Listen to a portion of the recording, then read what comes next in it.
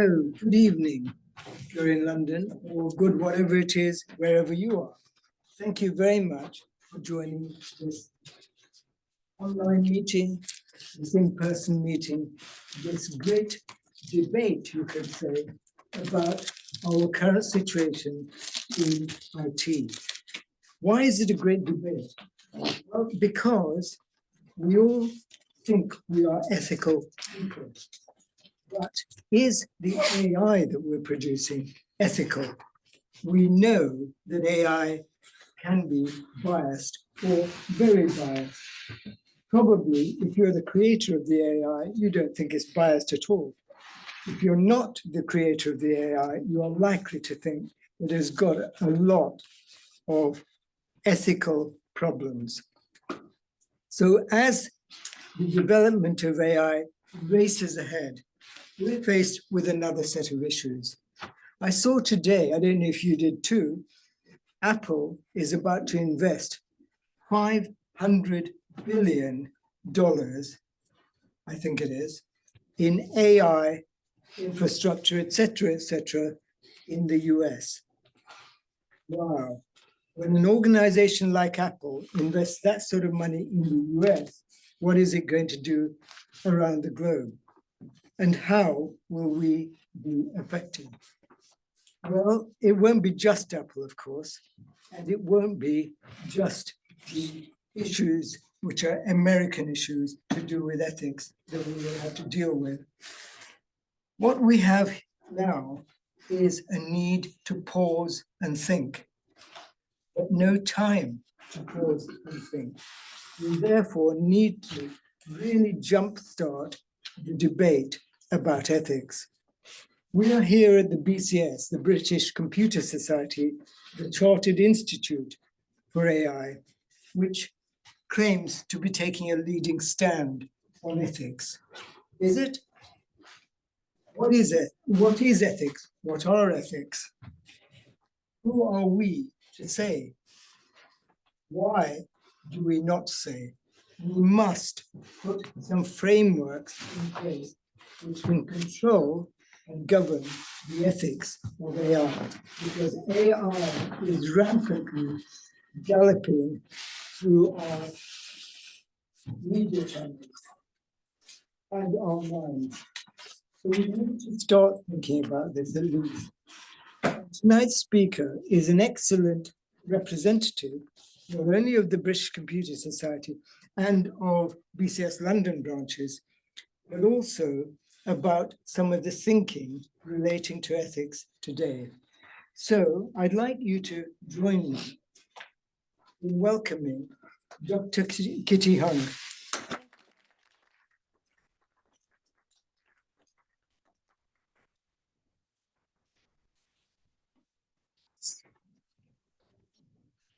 It's great. We use the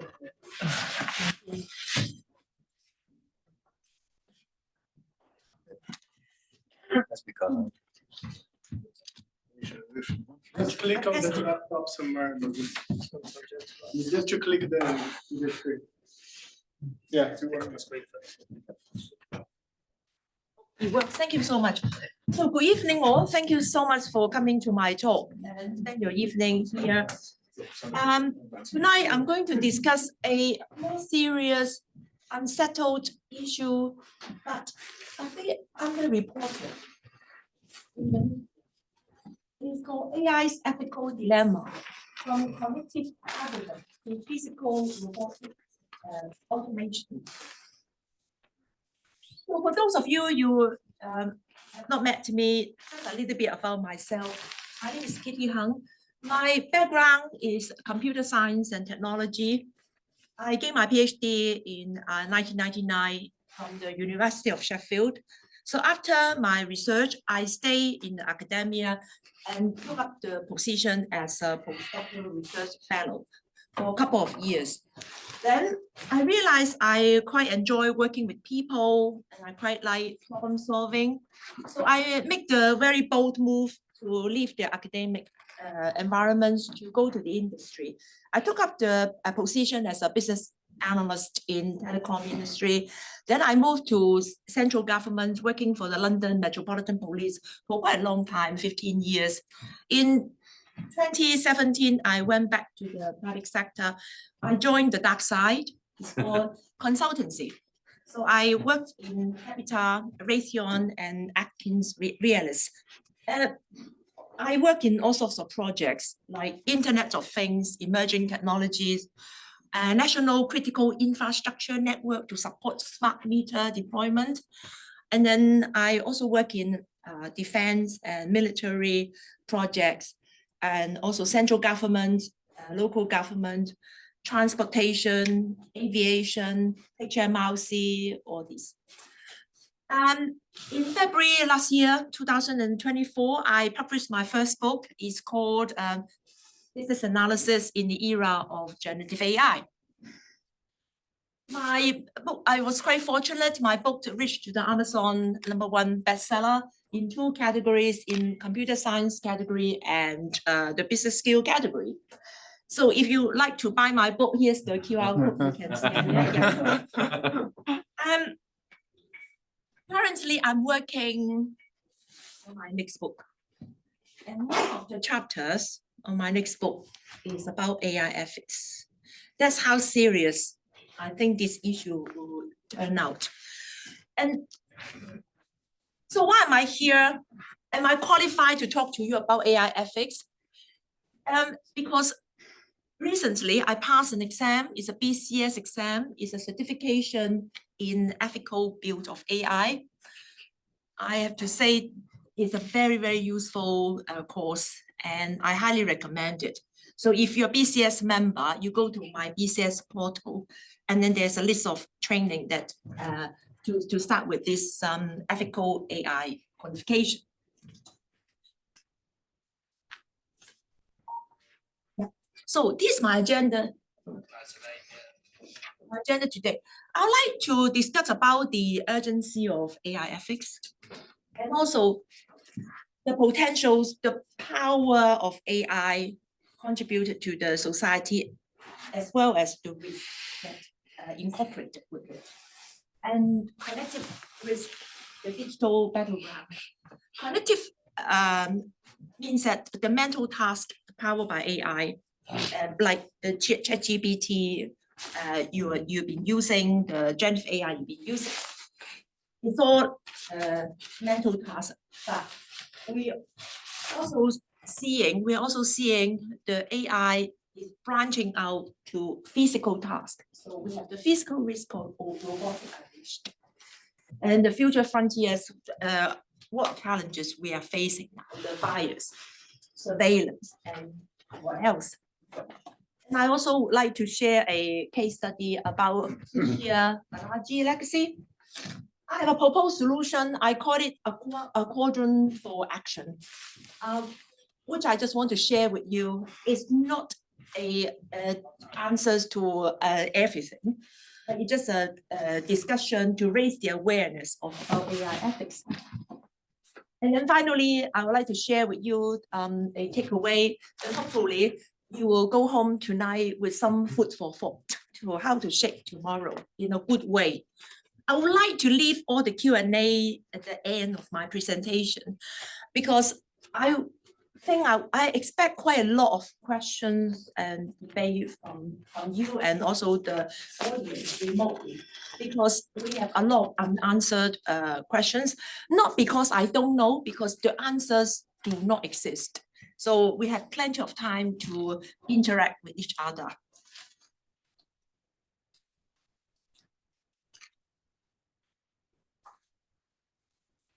Right. Why is it so urgent? The scale. It is projected that in 2025, only 4 billion AI interactions daily. How many people in this world? About 8 billion total. So on average, each and every single person will interact using AI on a daily basis, a couple of times a day. That's how the scale, and also not to mention the 500 billion US dollars Apple is investing in promoting the AI infrastructure in America. So urgency, I can see the regulations, the legislation are still playing catch-up games with the advancement of technology. The technology outpaces ethics because we can see knowledge distillation is a good thing. How about at the same time, the risk of intellectual property infringement? How many of you have heard knowledge distillation? Okay, let me just give you a really high-level explanation about knowledge distillation. Knowledge distillation is traditionally you have a large language model, and then some people, they will learn from the large language model, and then they repackage as a small vertical specific language model. The purpose is faster, less token, less compute power, and also less electricity. Sounds really good, right? It's very efficient, very economical. However, we're treading into the dilemma of what if the company who package their small language model using knowledge distillation, they actually use all the knowledge from the large language model and to package to a product and make profit. That's the dilemma. What if the large language model contains some proprietary data? You learn the data, but you have to compensate the source data to that. I don't have an answer, but it's happening now. For example, DeepSeek, they actually use the ChatGPT large language model, and then they package it as a DeepSeek to market it. So I don't have an answer, but just want to raise the awareness about the dilemma between knowledge distillation and the intellectual property infringement. The consequence is if we let the technology going on and on without any control or governance, I think with unchecked AI would really risk the societal fracture. And also real world hook. If I ask you this question now, can you spot between a deepfake video and a real video? Probably you will say to me, yes. I can tell what is fake, what is real. But what if in the next 6 months, in the next 12 months, in the next 18 months, you probably can't tell because it will get realer and realer and realer.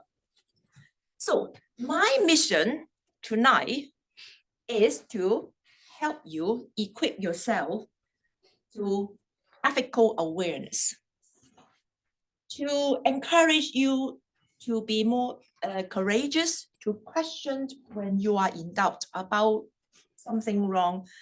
It doesn't cross your moral high ground. And then you act accordingly.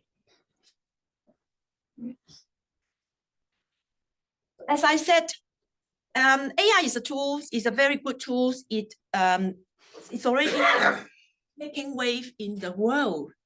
For example, in the healthcare industry, Stanford University has already developed an AI technology to identify the cancer using pattern recognition, image recognition, and then they came up that the image recognition and pattern recognition reach 95% of accuracy rates to detect cancer, which in some case probably a lot better than a lot of doctors. I'm not saying all the doctors, but in some cases it is actually better than human doctors. In terms of environment, Google, they already save 30% of their energy using the AI optimization in their data center. So how does it work? So what Google has done, they use AI to look at supply and demand in their data center electricity utilization. So they collect all the big data analytics, and then they make some predictive analytics to look at time, date, period, how much energy needs, how much required. So they reduce the wastage of electricity in the data center. So they manage using AI to cut 30% of the electricity utilization in the data center. Accessibility, AI aids disable, for example, real-time sign language translation. So when a deaf person watch the screen, watch the television, and then someone talking, and then there's an avatar doing all the sign language instantly, real time. So it means that they don't have to worry about people with the sign language skill, the shortage. So it's really, really good to the society. And finally, prosperity. AI boosts global GDP by 1.2% annually. It is a lot, 1.2% annually, and then 2.4 and then 3.6. And it goes on. But at the same time, it comes with a price. There are risks associated with AI. For example, disinformation. AI crafts undetectable lies. For example, the 2024 fake tsunami alert. And last year, there was a big surge in Japan, I think called Kobe Island. And basically, the residents in the area, they receive a lot of alert messages from social media, TikTok, Facebook, what have you. Then, but it's AI generated fake message, and so it caused a lot of panic in the area, and the government said, well, we did not detect any tsunami in the area. Why are the citizens so panicked? Because it's a disinformation. Someone just have nothing better to do. They just spread out disinformation. Disinformation happened before AI. Disinformation happened day one of the computer technology. But what AI can do is that make it faster, quicker, and more. That's the problem. Inequality, well, job displacement, it is estimated that as many as 10 million US jobs might be displaced by 2030. 2030 is not long, it's less than 5 years. So in a society, how are we going to retrain, upskill, reskill those people who have lost their job as a result of the AI automation? So this is ethic, because if you are a policy maker in the government, if you are an ethical government, then you have to look after your people. And also control AI surveillance. For example, China tracks 1.4 billion of its population. That means that there's no data privacy, data protection, because people just say, well, my government is using the advanced technology to do surveillance on me. Misuse that. Actually, 60% of the people, they fear AI misuse. Pretty alarming. So the next slide is connective risk, the digital battleground. Yes, it is a battleground, because with all this AI technology, it comes with a lot of problems associated with connected tasks. For example, content amplification, algorithms, favor extremes. Last year, in 2024, there's a surge of QAnon. QAnon refers to conspiracy theory, extremism, fake news. But now it's getting easier to spread this content because of AI, because AI can generate countless of messages.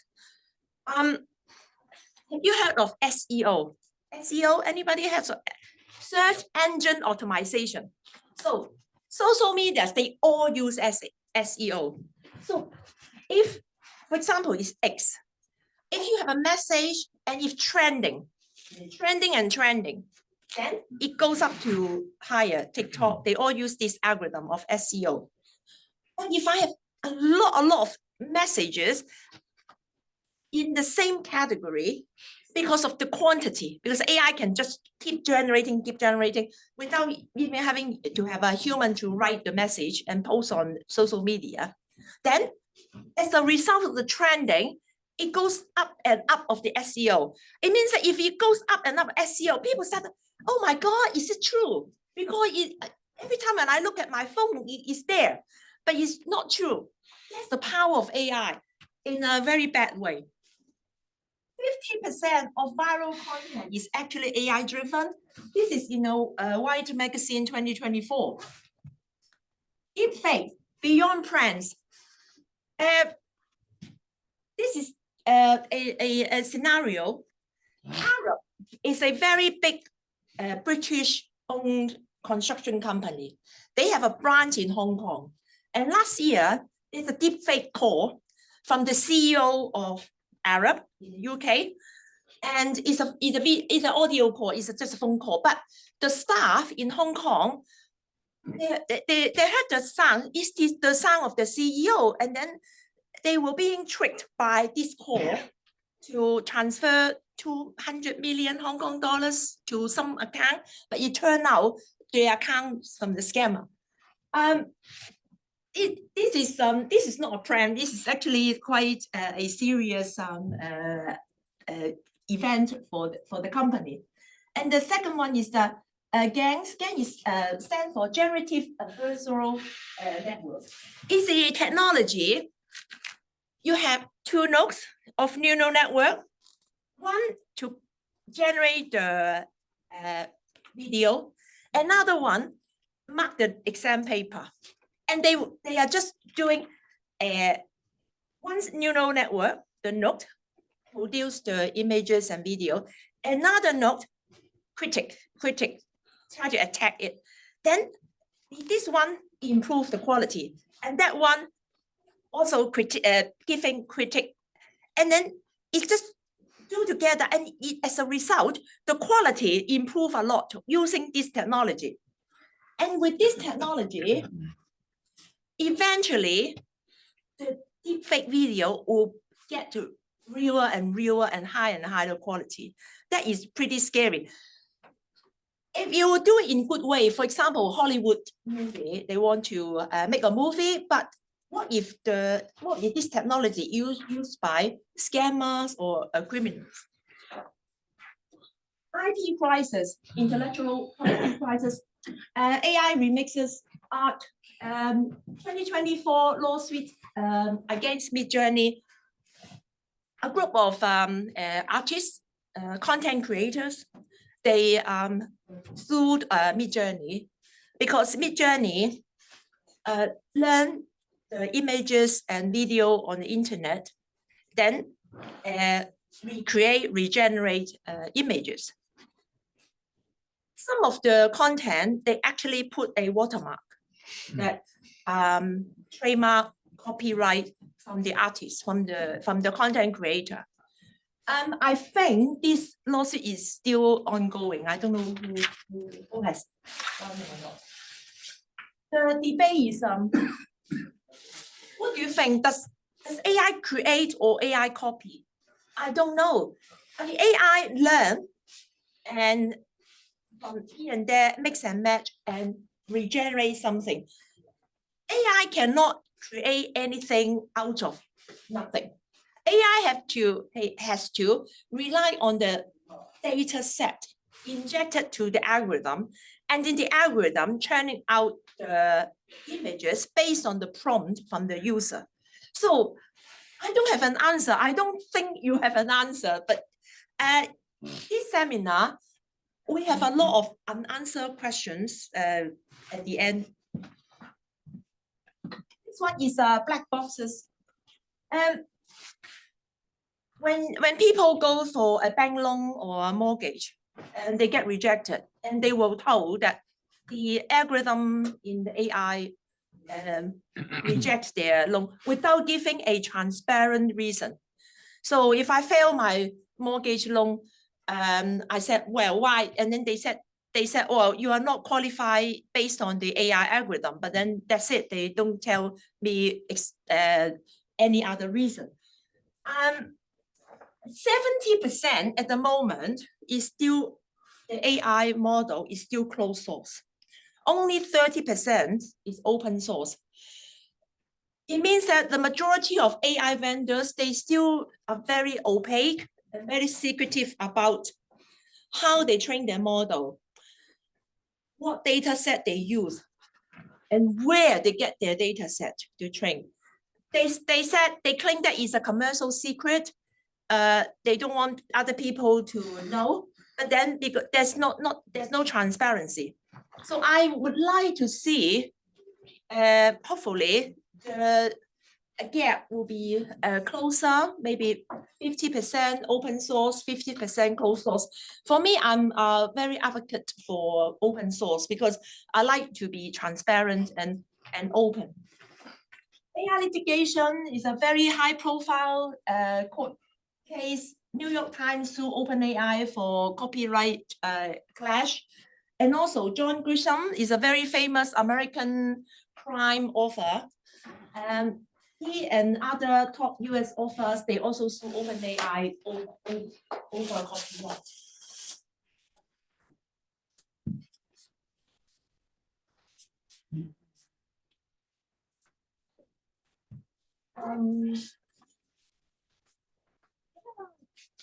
We have a lot of computer glitch today. So should I? I'll get some.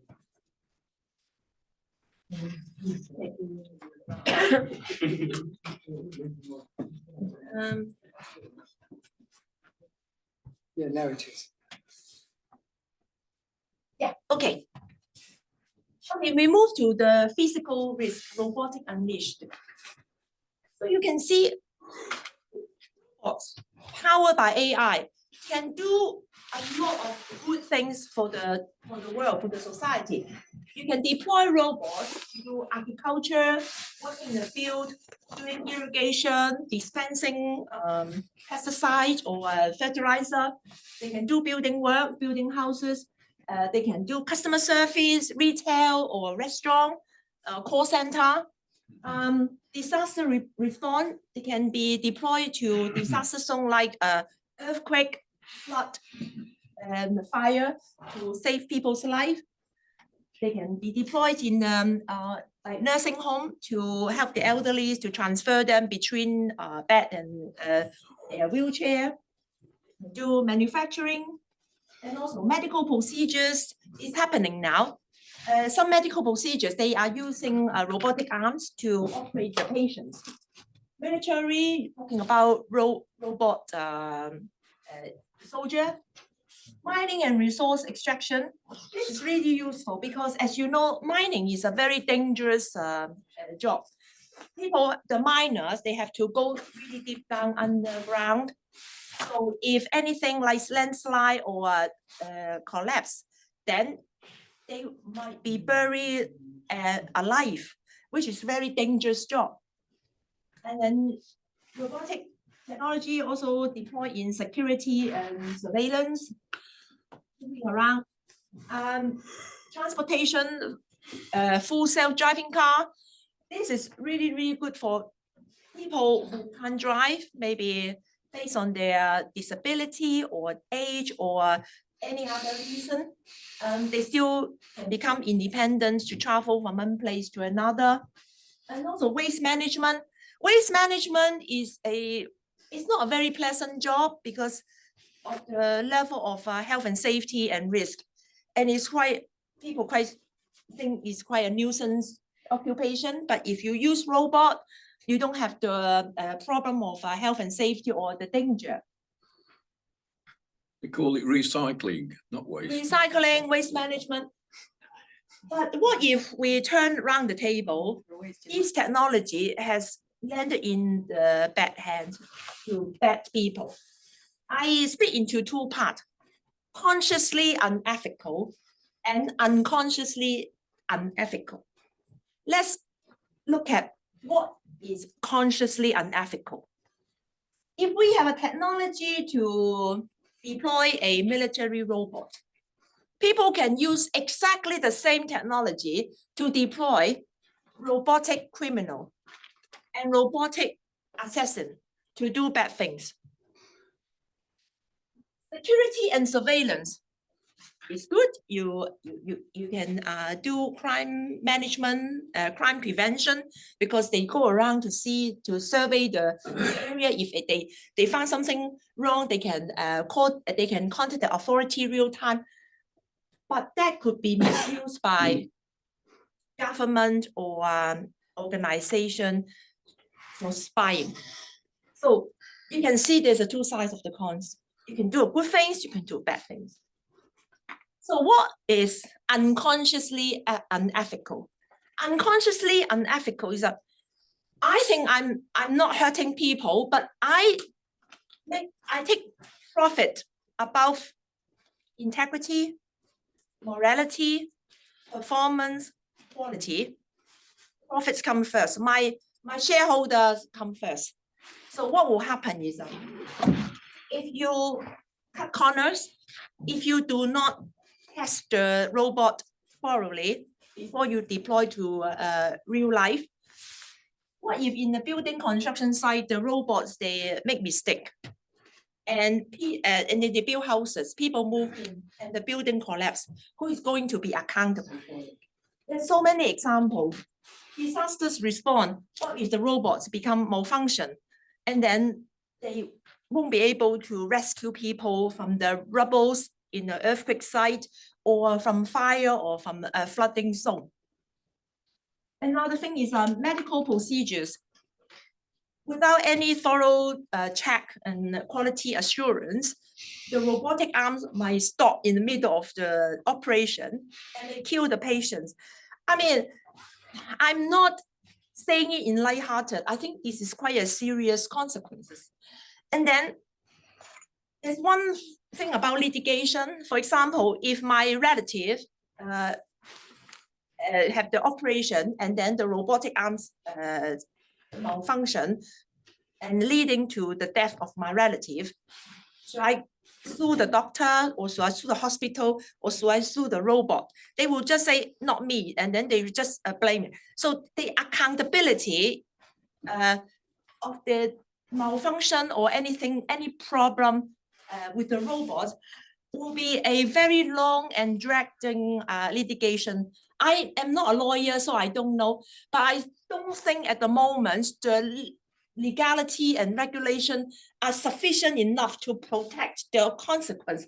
Anything goes wrong with robot. I don't think so.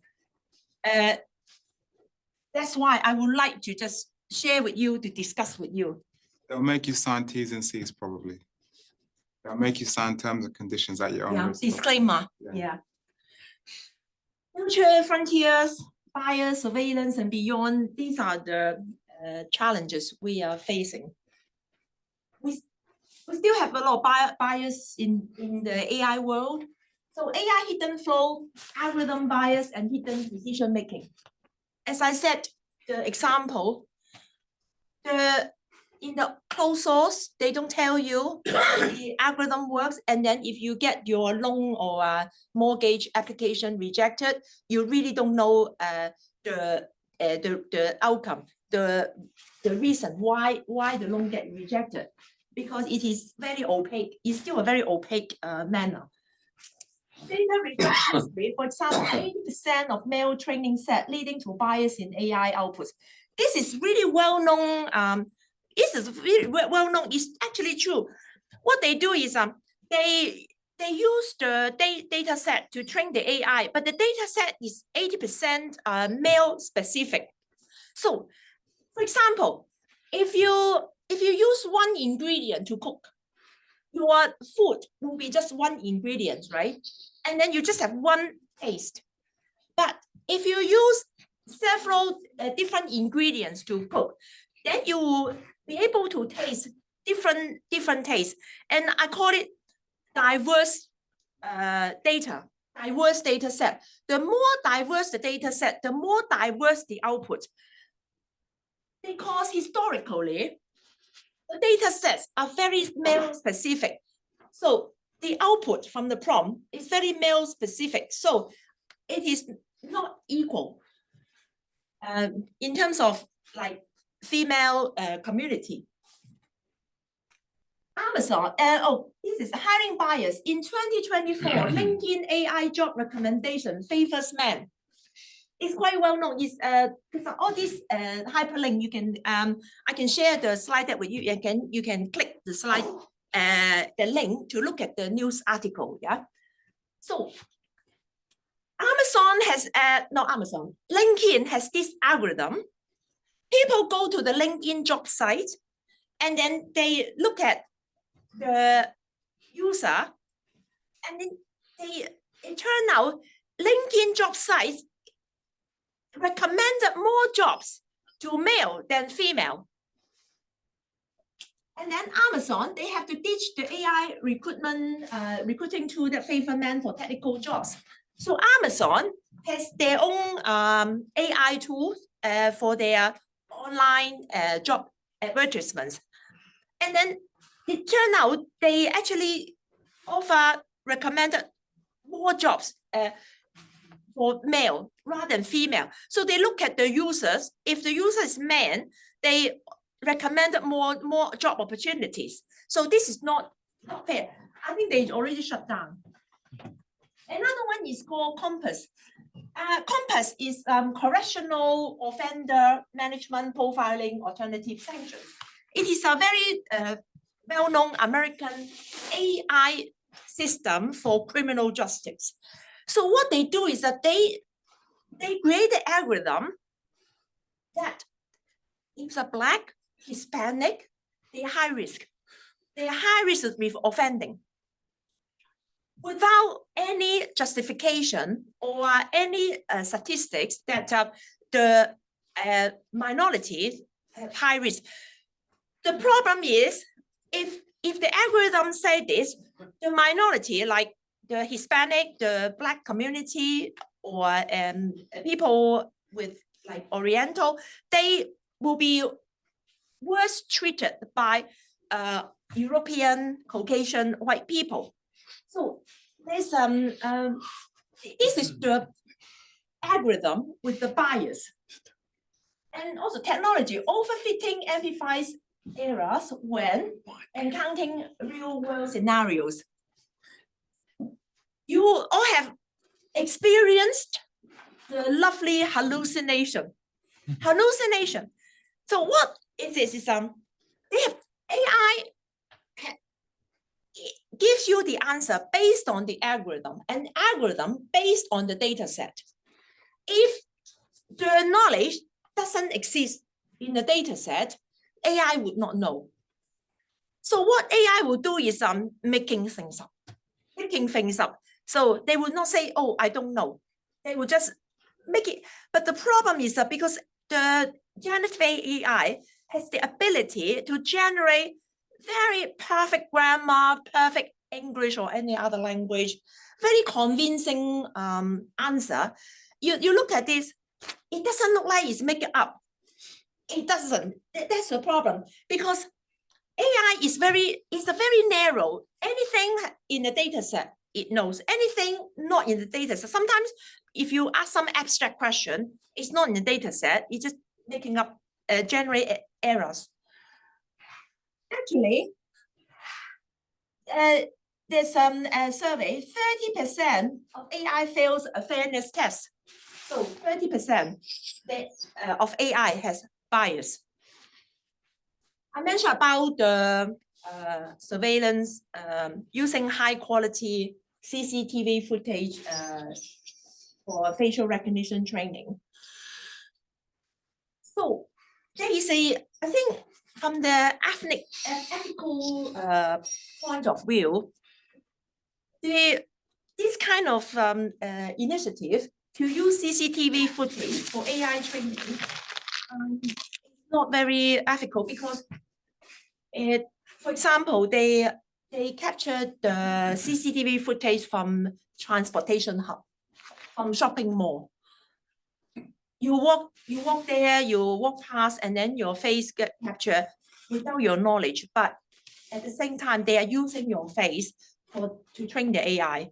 So that this is the news article, is to use the CCTV footage in a train station to for AI training. So is that in the, where is that happening? Is that UK or is that just? UK, yeah. Waterloo Victoria Station, yeah. Click there. I share my slide with you. What else? Not. What else? Beyond.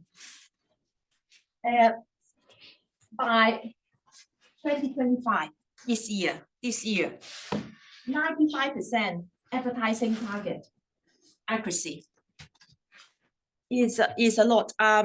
I still remember a very famous quote from Sam Altman. He said a few months ago, the agentic GPT, the agent, will know you more than your spouse. So if the agentic AI knows you more than your spouse, it means that it knows what you like, what you don't like, what do you do, when do you do, how do you do. They will push the products and services to you. And it's getting more and more accurate. I remember every time when I mention something on WhatsApp, a couple minutes later, the advertising on I can see on my Facebook feed. So because it belongs to the same company. So when I talk about cat in my WhatsApp, and then I can see KitKat or Felix advertising on my Facebook. When I talk about home improvement, I can see B&Q on my Facebook feed. It's like instantly, almost. 92% data is already harvested by AI. So AI goes to internet, the whole world. And last week, if you came to the presentation from Dai, he is a lawyer. He said ChatGPT has read 250,000 books. So now the large language model actually cover 92% of the world's online knowledge. Autonomy, AI decides, and 2024 lethal drone test. Right. Is it right we empower AI to make decisions for us? This is a dilemma. Thank God there's a test here. Is that lethal? It means lethal, and it's lethal and it's strong. So, do we want AI to make decisions for us? What if it goes wrong? What if AI makes wrong decision? If it goes on like this, if we empower more and more to AI to make decisions, eventually we humans will be sidelined. We become secondary citizens. And also health and safety. The question is that should AI therapy apps be licensed, regulated? As you know, if you want to work in healthcare industry, if you want to be a doctor, you need to do all the medical degree. You need to get a license. If you want to be a nurse, you need to go to nursing council to get a license. If you want to be a counselor or therapist, you need to be licensed. You need to do the proper training, but not the AI app. You go to App Store, Google Play, you can download AI app about wellness, well-being, counseling, therapy. No control, no governance, nothing. My concern is people, they go to download this kind of well-being, wellness app, therapy apps. They tend to be more vulnerable. Maybe they have mental health issues, and they're kind of vulnerable people in the society. What if the app is not proper because the app is not properly trained, and the worst scenario might make them even more depressed, even more vulnerable, and maybe suicidal? And my question is, if these apps are not regulated, what's the consequence? Who will take the accountability if someone actually dies from that? So this really keeps me awake at night. It's like I can see that every time when I go to YouTube, every couple of minutes they have this AdWords about wellness app, well-being app. I don't have an answer. Yeah, in the ethical ground, freedom versus control. Who wins? Will you trade privacy for convenience? It's really a dilemma. If you have a self-driving car or you have a electric car, your journey is uploaded to the cloud.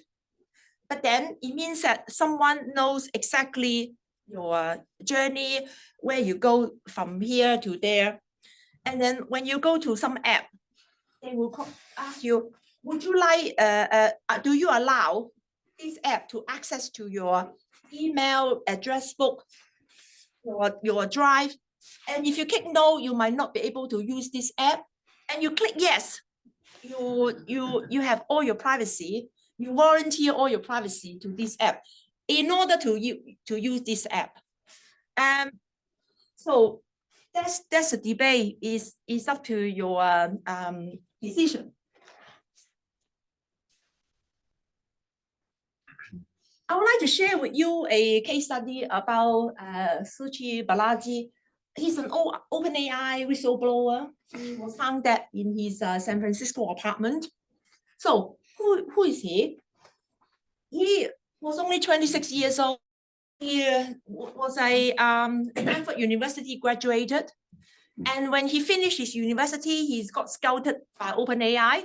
He joined OpenAI in 2020 and worked in OpenAI for 4 years. So basically, he already joined OpenAI before the release of ChatGPT 3.5. So he's a star researcher in OpenAI. He built ChatGPT data backbone. So he was the one who actually trained the data set. He resigned in August 2024 because he was disturbed. He was troubled by the whole thing. He resigned based on the ethical ground over his career ambition. I mean, imagine you're 26 years old, you had all the share option, you work in the amazing AI, generative AI company in the world. Why do you want to quit? So I think he was quite brave to let go. And then in October 2024, New York Times, they filed a lawsuit against OpenAI based on OpenAI stole the copyrighted works. And the New York Times claimed $10 billion in damages. And a day after New York Times lawsuit named Suchi Balaji as the key witness in their legal document, on the 26th of November, he was found dead in his apartment.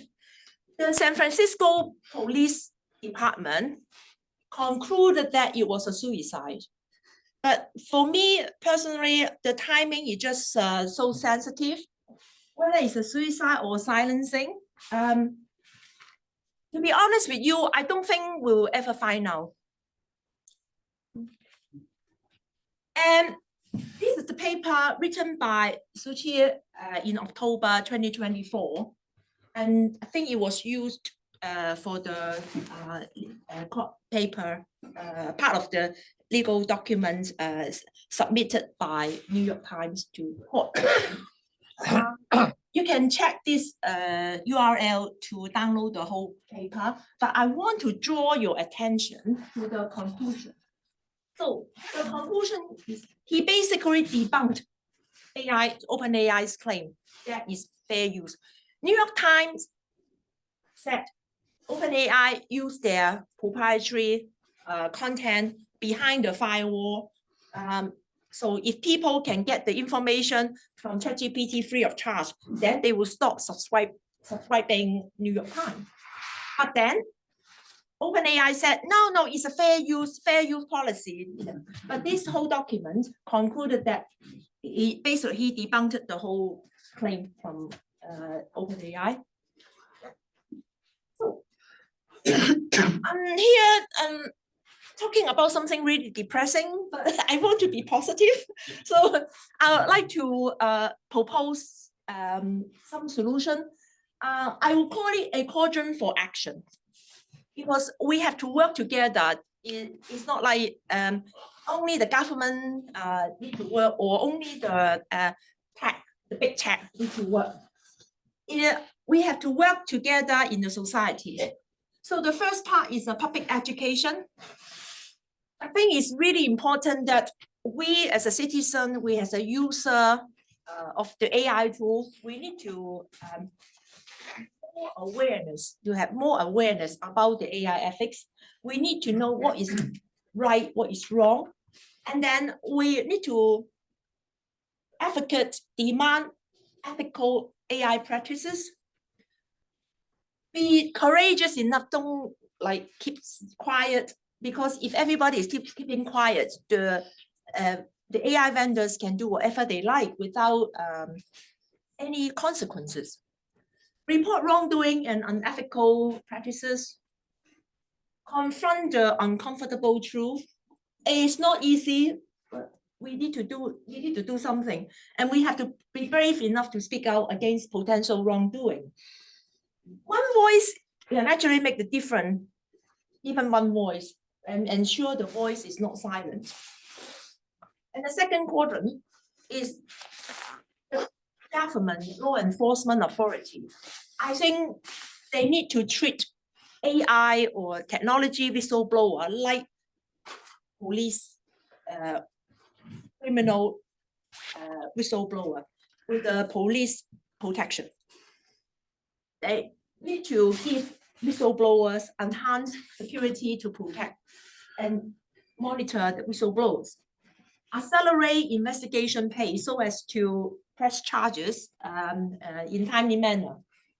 And provide fast legal aid to enable quick injunctions against retaliation. Provide financial aid to whistleblowers who have lost their job as a result of the whistleblowing. They get fired or they quit, like Suchi Balaji, he actually quit before he worked with New York Times. Support independent death investigations. Impose severe penalty to employers for retaliation.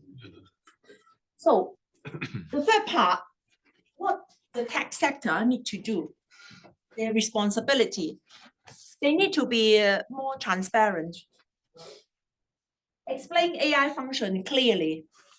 Don't hide behind the algorithms that not tell the users or the public how they train the data, what data set they use, and where they get the data set. At the moment, it's still very secretive. Accountability, they need to be accountable. Whatever happened, if it's their product, whether it's a robot or it's a piece of software, they need to be accountable, and they need to, they cannot cut corners. They need to fix the issues, because the consequences would be unimaginable, as I said earlier. Fairness and non-discrimination. Avoid bias, ensure diversity, equity, and inclusion. Also protect user privacy. Minimize safety, minimize harm, test thoroughly. Don't put profit above everything. Human oversight. I think no matter how much we want to empower AI to make decisions, at the end of the day, it's really important to have a human oversight and decision loop, because otherwise we end up with being the slave of AI. We need to be the master of AI. We need to treat AI as a tool, not our master. Social tail impact, consider border effects positively. Governments, lawmakers, they need to whoever runs the country, they need to look at what the social impact as a result of this AI technology. I personally, I really like the PESO analysis, political, economical, social, technological, legal, environmental, because that will give me the framework that I can see the whole thing about how AI can impact the whole society. And also consent, get user approval openly, continuous improvement, updates AI responsibly, and also lawfulness, follow all the applicable laws. So lastly is the regulation and legislation. I think, as I said before, the legislation regulation are still playing catching up games with the AI. For example, I said about the robotic risk, whether the robot will become a villain. But at the moment, there's not much, the law is not mature enough to actually cover, to punish people or to fine people, to penalize people. And we have a really blurred, not very clear standard of how much is fair use and what is too much, what is not fair use. I don't know the legality of the fair use. And what is unethical? Is unethical illegal or legal? We don't know. And what is unlawful? And how much unethical have I to do before I become unlawful? So it's really messy. Sources and content of data used to train AI model. I think government, law, policy maker, decision maker need to demand the big tech people, the AI vendors, to come out clean and to be transparent. What data they train, how they train the data, and where they get the data set. Whether there's any proprietary data, copyright issue, intellectual property infringement, data privacy protection, and also they need to make it law to get permission from creator, data owner. Let me tell you, if we don't do it, you know what happened? Very talented artists, very talented painters, very talented musician, very talented content creator, very talented authors.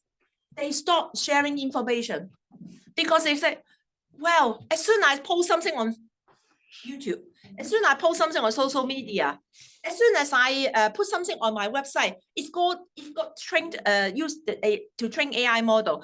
Forget it, I'm not doing it. So it means that eventually the data set will be dry out and there will be no more data set. Or you might say, well, AI can generate new data set, the synthetic data.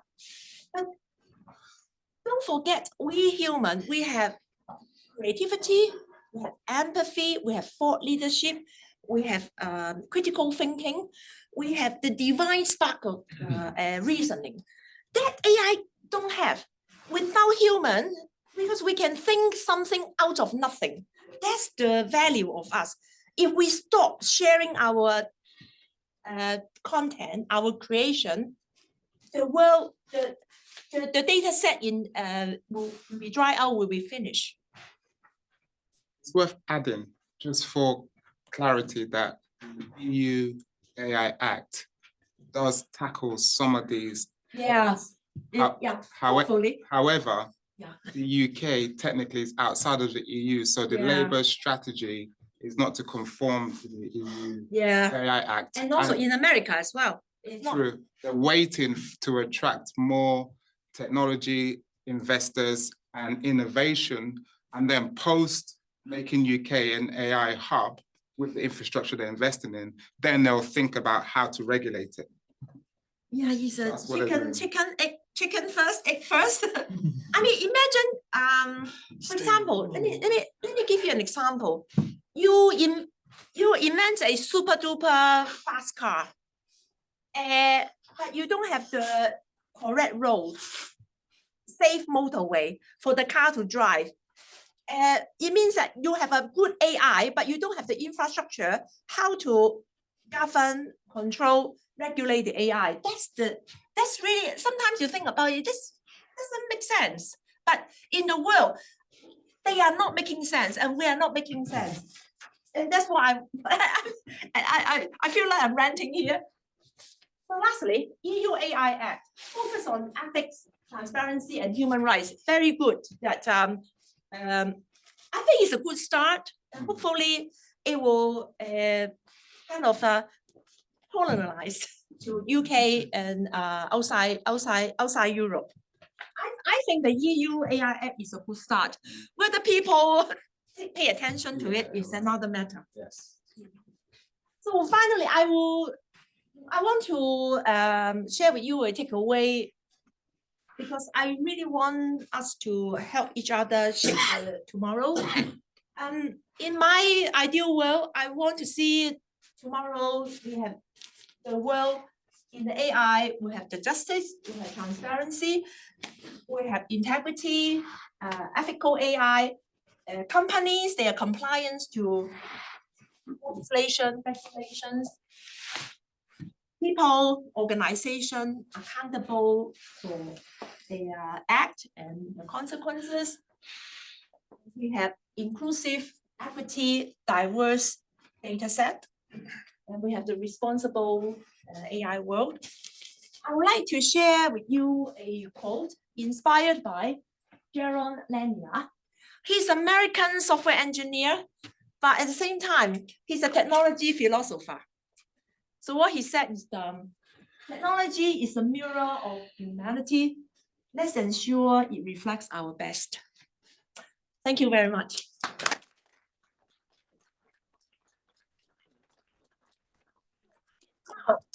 The floor is yours.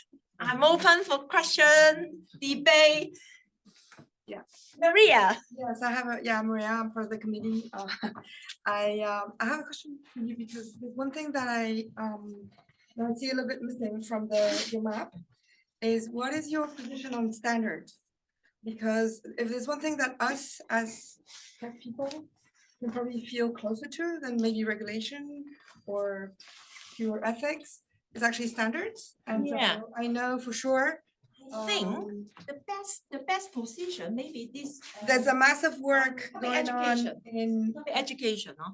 no, I'm talking about technical standards. Technical standard. Okay, Yeah. Okay. Maybe tech sector responsibility. so anyway, so I was just wanted to volunteer some information, because this is my late husband actually worked on this for many years.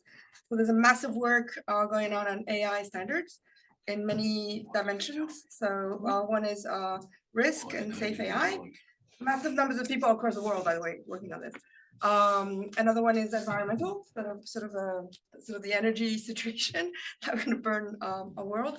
And so I would like to say there's almost like an intermediate step, I guess, which sits between education, regulation, legal, ethics. But there's actually a whole bunch of hundreds of people working across the world to kind of get to the standards, including risk, how to measure risk in AI and things like that. Yeah. That might be something that could be interesting for the BCS population, I think, because we can probably, well, first of all, we can probably contribute more, and it's actually closer to technical things we can do, or software engineers, or people working in tech. So that, yeah, I can see your, I can visualize your points. You got this ethic here as like umbrella underneath. You got the ethic like AI safety, standard, job displacement, training, retraining, and diversity, environment. They're all the family in AI ethics world. Yeah, next time I come up with a nice diagram with like an umbrella style with the ethics on the top, and then you got the branches about all these issues. So just on her point, the issue with that, I think it's a fantastic idea, but fundamentally, AI is a black box. It cannot be audited or traced. So how can you get around that when you can't really understand how it makes its decisions or track how it's actually arrived at its conclusion? You give it an objective and it achieves an outcome, but you don't know what happens in between. So I'm not sure how standards or frameworks can actually address that specific challenge? I mean, I'm not I standard. know you're not an expert, I'm just raising it. I'm not a standards expert. I just say that there's a lot of Yeah. people gonna, but I can give you other, So you two gonna have a conversation. no, but I can give you some interesting things. You're absolutely right. That's fine, About thank you. the secretive, hiding behind the algorithms, non-transparency, these are all the ethical issues we are facing now. So, as I said, I don't have any answers, and actually there are no answers at all. This gentleman. Thank you. One of the things that brought me here is I was discussing with some civil servants about how they might use ChatGPT to involve themselves in service delivery decisions, and say possibly most critically in the Department of Justice. And we sort of came to the view that the rules bases that go into these machines need to be owned. They need to be open to scrutiny by the decision makers, and they also need to be compliant with the GDPRs, which we are bound to by the adequacy agreement with the EU, right of freedom from profiling. And I wondered what you thought and what others thought as well, because I put out one or two things about the need for private ownership of the rules basis, and I've actually had no traction at all. That could just be because I am who I am, but one of the reasons I came was to ask that question and to get a reply from others as well. I mean, your questions more to do with the data privacy and also cybersecurity, because that in the line of work you're doing now, for a civil servant to be able to use the generative AI in their job is so definitely with the information security, they will not use the open, like the playground version of the generative AI. So they will have to use the API version, enterprise generative AI, whether it's a Gemini or a Claude or a ChatGPT. So it's more like a information security. In terms of ethical ground, your question is more technical rather than ethical. You know what I mean? Because it's to do with information security and data privacy. I'm not sure. I think that is private, because I have seen one company have doing the data privacy, and then all ones have been set up with the framework, and then the all around set up for the infrastructure, and then with the data interpretation is one part is the tools, another part is the data on the another side, and then combines two parts, and then to general the with the whole engineering, and so that is recently told that we are doing a private. Yeah, privately. Yeah, so it's more like a data privacy advances. I think it's a reflection of authority versus popularity. There's been a lot of papers written on search engines when you're looking for advice on how to do something. And the problem with PageRank is it gives you the stuff that's popular rather than the stuff that's right. And we have the same problem with AI. It's just a bigger, faster problem. And that's why I asked the question about owning the rules base to ensure that that answers you can use the software to take authoritative decisions. Yeah, and also you remember I mentioned about hallucination. Sure. AI make mistake. So we still need the human oversight and decision loop. My advice to you, to your clients, is that don't believe everything generated from the prompt. Yeah, you need to make a decision. Francis first, and then you. Yeah. Yes. Thanks, Kitty, for a fascinating talk. I have 2 points which I hope I. First is about the consent, get user approval openly. Do you think it's even feasible these days? Just now you mentioned that you probably have to provide your consents for your data to be shared, and then just get uploaded and mismatched with all the other data. And how are you going to revoke that consent? How do you teach AI to forget that you have seen your data or seen the piece of art that you produce or something? Is that is consent become like a one-way street and probably requires, if a consent cannot be revoked, can that be called consent at all, or do we use another word? I mean, do we need a different consent model for AI? In other words, that's the first point. The second point is, I noticed you didn't mention about insurance or the role played to be played by insurance company. You know, because you mentioned that sometimes there could be, you know, need to pay out for damages or something like that. Application and Yeah. mortgage application. Yeah, and you know, because it's pretty common these days. If you got your rights infringed, you get for damages. That at least is the feature of the English legal system.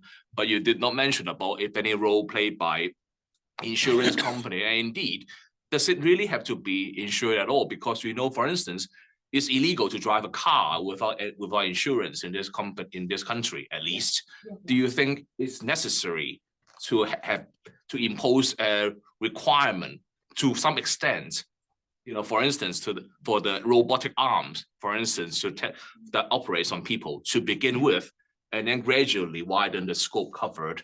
Do you think it is something that is necessary, or is some conversation should be talked about or even incorporated in your contract? No, great suggestion. Great suggestion. I want to answer to discuss with you about the revoke. I think it will be very challenging to reverse engineering the whole world. What has happened has happened. You know, for example, Midjourney or DALL-E, they already learn everything on the internet, all the oil paintings on the internet. So it's very difficult to reverse engineering. Right to be forgotten. The GDPR is right to be forgotten. But and my point is, maybe from now on, moving forward, look ahead. And in terms of what you said about the insurance, I mean, there are so many examples. Like, you know, I just cite examples about you know, the AI make decision, then they're not very transparent to it.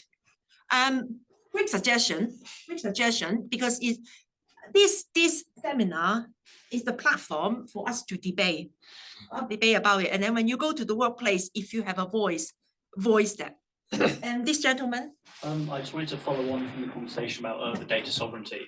There was a proposal that I was looking at, the few of us looking at basically nationalised end-to-end owned AI system. So the UK government would have an internal AI large language model, whatever it is. If it's a large language model, it's image processing, and then it would be audited by obviously the UK government, obviously the UK AI Safety Institute, or the standards. I don't know what they've renamed it recently. Akin to kind of how national rail was originally. It was originally set up. You'd have a national AI that was then used by all the internal departments within government, and they'd be able to audit it themselves. They'd have access. They'd have, like I said, they'd have the end-to-end access. They'd be able to govern it themselves. I don't know if that's kind of more along the lines of what you were looking for, or That was what I was thinking, and the two other dimensions which are worth thinking about are platform cooperatives, and there's some work done by the Estonian government about how to build data trusts. Yeah, I mean, in terms of ethical ground, so I think we also need to raise all these 4 areas about transparency, responsibility, accountability. Because if you don't build your solution ethically, the consequences might come to haunt us eventually. My concern is, I mean, correct me if I'm wrong, I'm seeing a lot of legal loopholes at the moment that companies and all these big tech, they can just look for the legal loophole and put out something and without facing any consequences. I think that's the problem, though, is that we're letting tech giants do this when actually, I mean, we never let SpaceX didn't exist in the 60s. NASA went to the moon, right? NASA was a publicly owned organization. That was the US government that went to the moon. Sure, they were helped by private agencies and stuff, say take Northrop Grumman and whoever built their engines and everything, and then but at the end of the day, it wasn't private space, it was public space. And I think the question shouldn't be how do we, I mean, obviously we should try and regulate big tech in these private industries, but the question now should be how do we actually leverage these new tools that we have access to within government and use government as a framework for AI rather than try and go backwards and put big tech back in its box. I think, and then that solves some of these issues like tech sector responsibility. If we can make a public AI that is owned by, say, the UK government or the US, well, maybe not the US government at the moment, but whoever you'd like it to own, if the EU would like to have an AI model and then make it the best, the go-to model, then we don't have to worry about the responsibility of the tech sector so much because it's a governmentally owned system. Then will be standard and open and more transparent. Exactly, yeah, I think. And also there is a dilemma, the battle between ethics and innovation. Big tech, they actually protest to the lawmaker. So if you regulate us too much, it will restrict our innovation. Just leave us alone and let us do all the innovation, and then we'll be fine. This is my struggle. Yeah, Maria. There's actually a related question on the chat about this. So someone's asking, well, what can individuals do in the UK to address some of these issues? Are there any real world suggestions for individuals to influence these large scale legislation changes? And there's a bit of a discussion of, should we contact our MP? Do we think MPs can help us? And there's people saying, well, maybe yes, maybe no. But is that kind of how we individuals do this? So I'm making it really simple. So I have 4 roles. Look, if you're members of the public, if it doesn't cross your moral high ground, then you use channel to voice your opinion. I mean, I'm quite brave to stand here and talking publicly, and in 2 weeks' time, my recording will be on YouTube. So I'm doing my bit. Yeah, done. Kitty, I think the umbrella word that you are looking for is governance. That usually comes, it's a big word, it usually comes later after these excellent points you're making.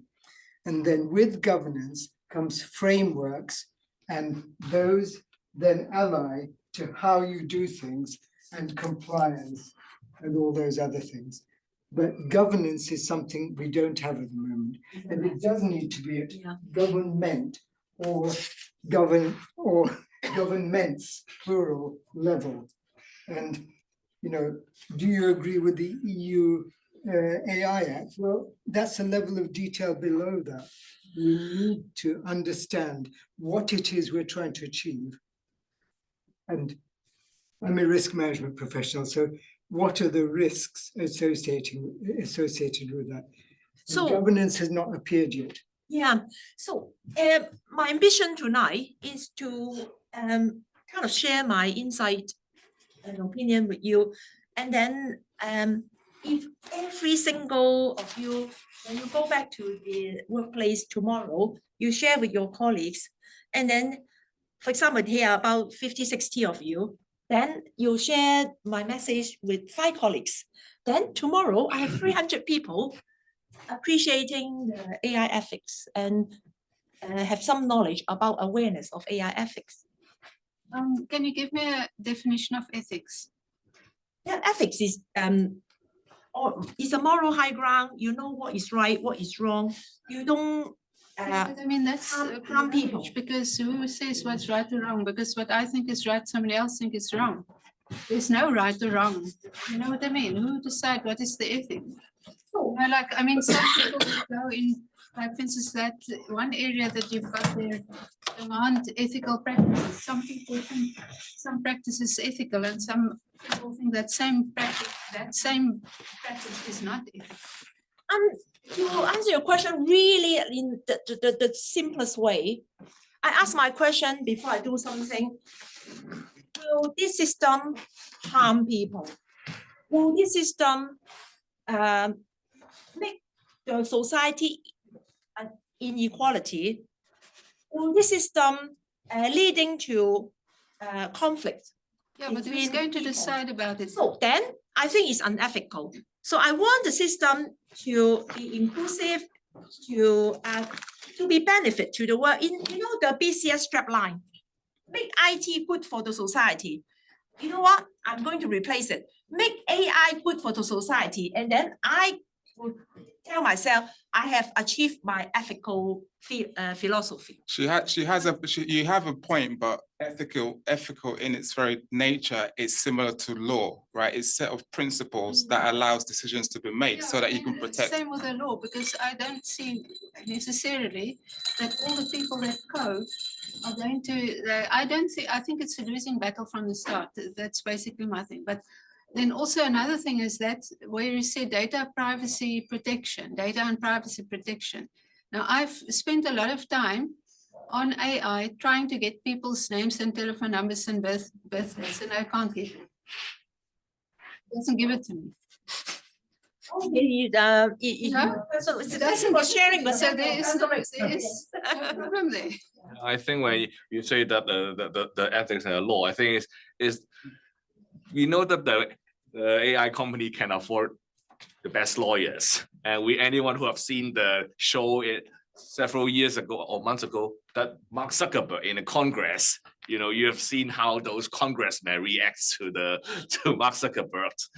The point is, yes, the law is one of the piece of the puzzle, but it should not be the end all. What if the AI bought out all the lawyers? Do we need a cappy rank rule for this kind of talented minds? And the cappy rank rule, for those who don't mind, in this country, you want a barrister. If you're solicitor, instruct barrister, they had to take your case. This is to ensure even the most notorious accused will get legal advice. But in this case, even what if the AI superpower, got a monopoly of all the best minds in the law and tweak it in their favor? What can we do about it? Maybe we need some kind of public good, rule for that. If we have mature level of legislation and regulation, then we'll be able to, as Alan said, govern the environment. So I mean, it's better to do something, start like baby step, rather than sitting there as a spectator. No spectators. I think you do have a valid point fundamentally. I set up a foundation around ethical leadership, and it's not just ethical leadership, it's around anti-corruption practices and transparent governance. Because when you distill it all, you fundamentally have to deal with the human nature. People will do what they want to do and find ways around the loophole. They will. So part of your thing, the public education, goes back to education. We have to question ourselves, our motives and our drivers. That isn't going to solve the problem. But you have to tackle fundamentally our ethical sort of foundation individually. So I also wanted to come back to you on something where you said it's governments, but which governance? Because there are different countries in the world, and what is lawful here is not lawful somewhere else, and what is jurisdiction, it's not the same. I think it's a challenge. I think coming off of that, there are already several intergovernmental agreements for actually how we would like to approach regulation of artificial intelligence. It's just that no one's actually gone and written the regulation yet. No one's actually decided to actually put into practice those governance models. Enforceable. They haven't had the time or they haven't had the energy. We have all these AI summits where all these people seem to agree, but at the moment, it just, to me, seems to be lip service versus actually writing legislation. The only legislation I've seen has been from the US and from the European Union, and even then, it's not the best legislation there is on the planet. What about the data use and access bill? Sorry, we say. What about the data use and access bill? I ask you that question because you catalogued two initiatives that have occurred, and this one is going through as well. I haven't looked at it yet, but it's in committee stage, so you better do it now. It's a great debate. It's really great debate. I really enjoyed your session. And Eric, last question. You saw Trump announce all these billions of dollars he's going to let the IT industry spend on AI. Do you think what are the consequences of that? And will it be enough to forge ahead of, say, China, what they're doing? I mean, I think at the moment there's an AI war in the world. America, China, Russia. Not Europe, though. Not Europe. They regulate, not innovate. Yeah. I mean, yeah, it's a valid point that, The only IT they've got is Spotify, let's face it. okay, this lady, last question. This Very lady- last question, 2 minutes, end. Yeah. And you have a question, yeah? Okay. Okay, thank you very much. And